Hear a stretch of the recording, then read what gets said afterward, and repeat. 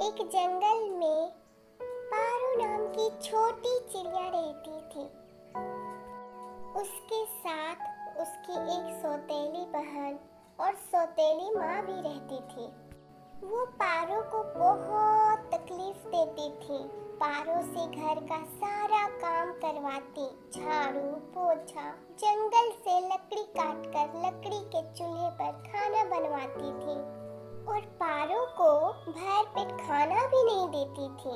ना उसे स्कूल भेजती, ना ही पढ़ाई करवाती, कपड़े भी फटे गंदे देती और उसे रोज अपने पैरों में मालिश करवाती। बेचारी नन्ही पारो चिड़िया को बहुत सताती, मारती पीटती। ऐसे करते करते कुछ साल बीत जाते हैं और पारो चिड़िया और उसकी सौतेली बहन दोनों बड़ी हो जाती हैं। पारो चिड़िया की सौतेली बहन फ्रूटी को उसकी सौतेली माँ सर पर चढ़ा कर रखती थी। वहीं पारो को नौकरानी बनाकर रखती थी।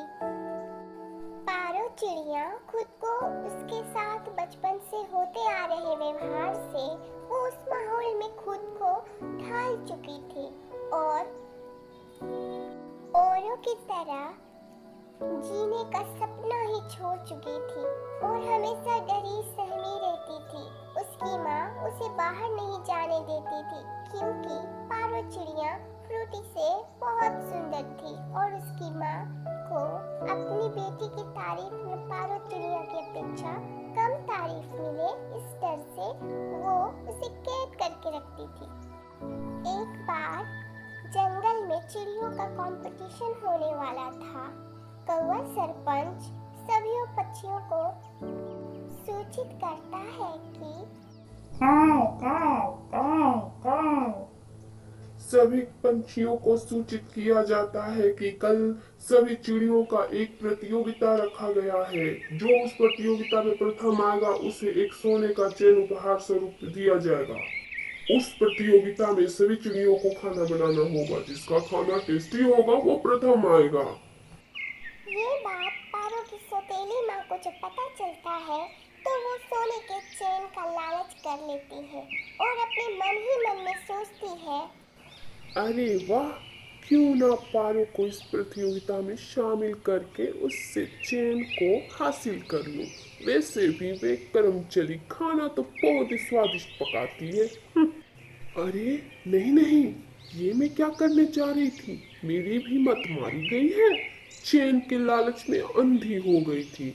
अगर ये खाने की प्रतियोगिता में सबके सामने ले जाऊंगी इसे, तो खाना तो अच्छी बनाती ही है, ऊपर से सुंदर भी है और सब इसकी तारीफ करने लगेंगे। तो मेरी बेटी का क्या होगा भला। नहीं नहीं, मैं ऐसा नहीं करूंगी। वो रात भर यही सोचती रह गई।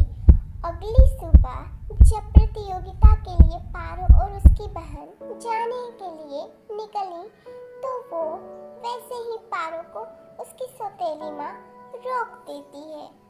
ओहो, तू कहाँ चली महारानी। तुझे कहीं नहीं जाना है। तू रुक यहीं और मैं जैसा बोलूंगी वैसा ही करना होगा तुझे। माँ, मुझे जाने दो माँ, मैं किसी से कुछ नहीं बोलूंगी माँ। पक्का माँ, मुझे जाने दो माँ। मुझे बहुत दिन से घर में रह के घुटन हो रही है माँ।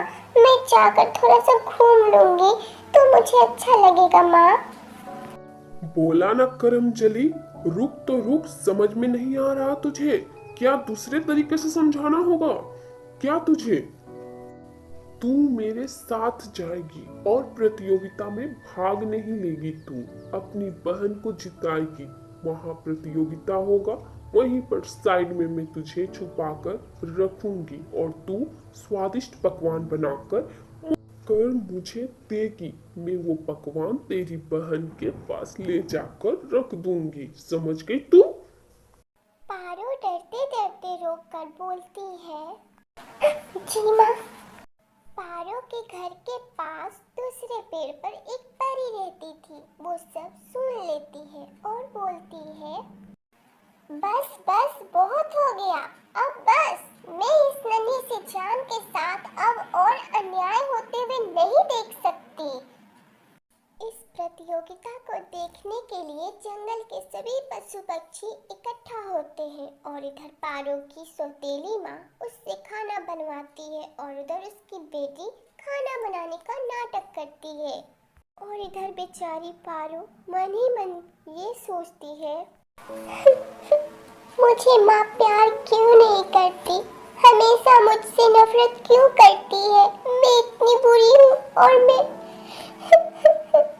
कुछ ही देर में खाना बनकर तैयार हो जाता है और पारो की सौतेली माँ धीरे धीरे करके एक एक खाना अपनी बेटी के पास पहुँचाने लगती है और ये सब परी देख लेती है। परी जादू की छड़ी घुमाकर सरपंच कौवे को ध्यान पारो की माँ की तरफ कर देती है। अरे ये पेड़ के पीछे बार-बार क्यों जा रही है? कुछ तो गड़बड़ है, मुझे जाकर देखना होगा।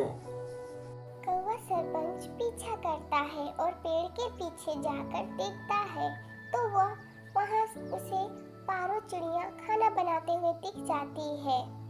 अरे ओ करमचली, जल्दी जल्दी हाथ टुला, जल्दी से खीर बना कर दे मुझे, बस यही रह गया है, उसके बाद तेरी बहन जीत जाएगी। बस माँ हो गया है, ये लीजिए। कौवा सरपंच ये सब छुप कर देख लेता है और चुपचाप वहाँ से चला जाता है। थोड़ी ही देर में सरपंच कौवा बारी बारी सबका खाना चखते हैं और खाना चखने के बाद वो विनर का नाम टेबल के नंबर के आधारित बताते हैं। वाह, सभी का पकवान बहुत ही टेस्टी था, पर थोड़ा सा ज्यादा मुझे टेबल नंबर 2 का पकवान, वो भी स्पेशल खीर, बहुत ही स्वादिष्ट लगा। इसलिए टेबल नंबर 2 इस प्रतियोगिता में प्रथम स्थान पाते हैं। मैं अनुरोध करता हूँ कि टेबल नंबर 2 के सदस्य जो इस पकवान को इतना स्वादिष्ट बनाए हैं मेरे पास आ जाएं और मैं अपने हाथ से उसे सम्मानित करना चाहता हूँ। इधर पारो की सौतेली माँ और बहन बहुत मन ही मन खुश हो जाती हैं और बोलती है जा बेटा, तुझे ही बुला रहे हैं, जल्दी जल्दी जा और जल्दी से सोने का चेन लेके आ। फ्रूटी जैसे ही आगे बढ़ती है वैसे ही कौवा सरपंच कहता है तू नहीं फ्रूटी, जिसने इसे बनाया है उसे आना है। हाँ हाँ, यही है सरपंच जी, इसी ने खाना बनाया है। झूठी, खाना इसने नहीं, पेड़ के पीछे जो है वो बनाई है, मैंने अपनी आंखों से देखा है। उसी वक्त परी पारो को वहां लाकर खड़ा कर देती है और पारो को कौवा सरपंच चेन देकर अपने हाथों से पहना देते हैं।